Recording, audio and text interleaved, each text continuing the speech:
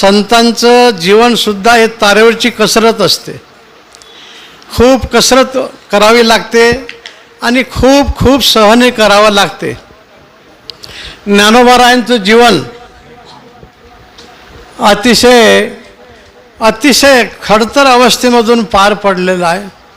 आळंदीमध्ये ज्ञानोबा भिक्षेला जात होते तर माणसं आपलेच पूर्वज होते त्यावेळेस.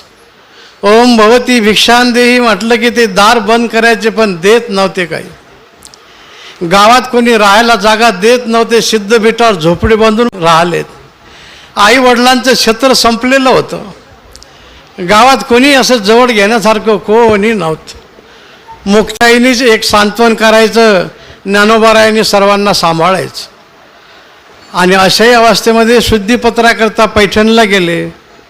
पैठणलाही परीक्षा घेण्यात आली, पण पैठण आणि आळंदीच्या मध्ये